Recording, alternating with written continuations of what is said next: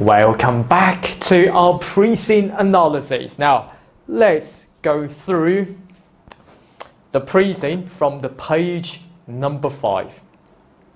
We're seeing the key drivers in the growth of the meal kit market, including we save time, ensuring high quality, variety of menu, and make sure we improve the economies of scale because the fixed costs in this industry is relatively high. Now, if you kindly turn to page number 10 of our Preseen application notes, I've done several things for you. Now, firstly, when we talk about convenience, what do I mean by convenience?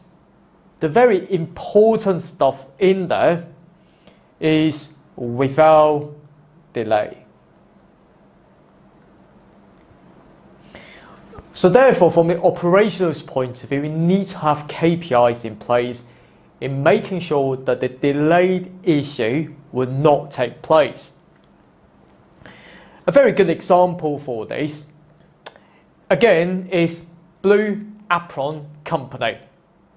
Now, at that time, it has got problem in the large fulfillment center, which means something that relating to the distribution, okay, i.e. the outbound logistics according to the porter's value chain model.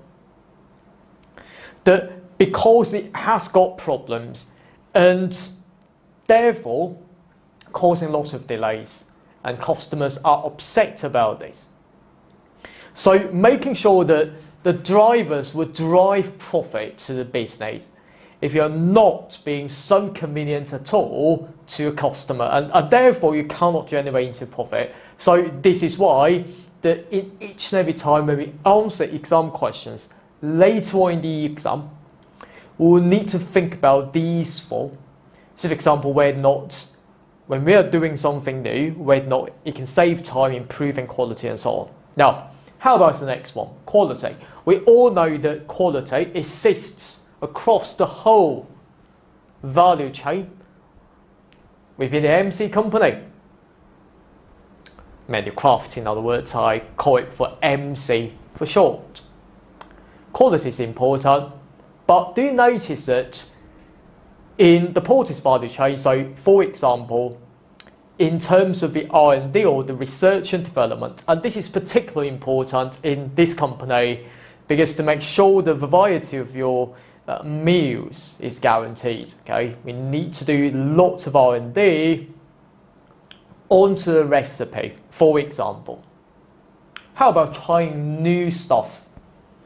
When we are designing the new recipe, for example, using tartar flour, a kind of ingredient. Well, at that time, a famous company back in 2022 was called Daily Harvest. When it was conducting the R&D onto a new recipe, it used tartar flour, unluckily causing many people damaging their body, illness in other words.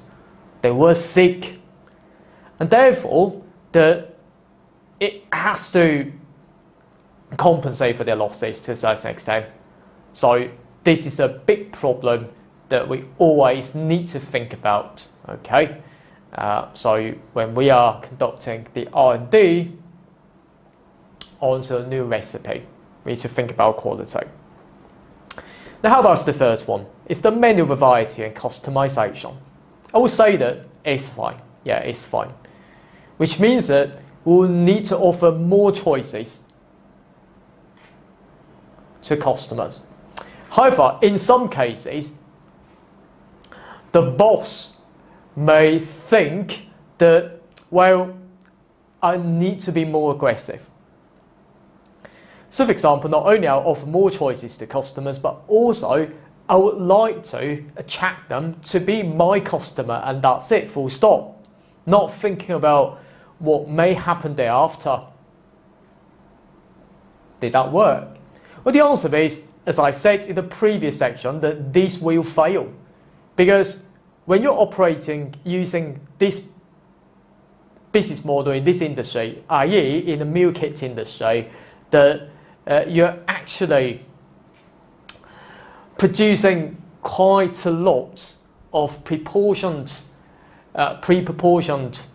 food ingredients which are not daily food. So that being the case, then you will need to guarantee the estimated demand. You need to forecast that right. Now, if you haven't got, I would say, the solid or sustained number of customers coming into your business, it will be a disaster. Now, a famous example for this is the company called Sept. Now, at that time, that company, as what I've said, was so aggressive in offering more choices to customers, however, not thinking about the subscription. Because with no subscription required, guess what? Unluckily and not surprisingly, I would say that huge operational costs regarding the loss of inventories, quite lots of wastes were created at that time. So that was a problem that we need to learn from. So therefore, the data analytics will be so vital in this company. And of course, the final driver, as I said, is the cost effectiveness. But what do I mean by costs? When we are talking about costs, it can be the variable costs, it can be the fixed costs. But I will say that if you can guarantee the number of customers ordering meals from your business, variable costs will not be an issue, because you can always charge a higher price to cover these variable costs. For example, it's the direct materials and direct labour. I will say that the significant costs in this company, including the marketing side, will be the fixed costs that you always need to think about there. Now, a failed company called Mancheri Business was that it was quite similar to the MC company. However, why it failed was because it cannot cover these fixed costs in full, because it failed to capture the lifetime value of a customer, i.e. the customer not ordering for the very first time, but ordering on a continuous basis.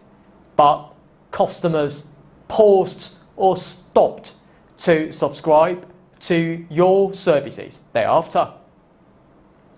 So making sure that you always need to think about the cost effectiveness in this industry, that we are more focusing on the fixed costs, and therefore any subsequent strategies that you need to think about whether or not it will reach the economics of scale. Now, if it can reach the economics of scale position, it's absolutely fine. So in other words, we've got the fixed costs sitting in the numerator, and we spread across the increasing larger number of customers or number of meals. If for the denominator, if we can increase that, that will not be a big issue to our business. All right. Now, let's move on. Onto your page number 4, the final paragraph that we are told, despite its growing popularity, the industry accounts for a very small portion of the total food sales markets globally. So that means that this industry, I would say that, when we analyse these, the effect will be twofold. Firstly, perhaps in the future, it has a bright future, because it's like in the market that with not too many competitors at the moment. So possibly that we can utilize some of the disruptive technologies and to drive out other competitors out from the market. It's fine. Good future. But on the other side, I would say that that's a niche market. So if that's the case then, in a niche market, would you simply focus on reducing your costs, or would you simply focus on to differentiating your business and earn as much profit as possible? If I were you, I would like to think about the differentiation strategy. And of course, we can learn quite a few things from a famous company called HelloFresh. What HelloFresh did was that HelloFresh firstly used multi-brand strategy, creating lots of brands, including its core one called HelloFresh, but also competing on costs. For example, it created every plate. So that's why on the exam day, although currently that we are differentiating ourselves from others, but when we create a brand new business or using a new brand, we can certainly focus on the cost leader strategy. Now, not only for that, it created Green Chef, focusing on health and dietary niche. I mean, it's fine there. So that's why in the current setting, market segmentation, I will touch that, no worries for that, will be so important. So make sure that you know how to segment the market.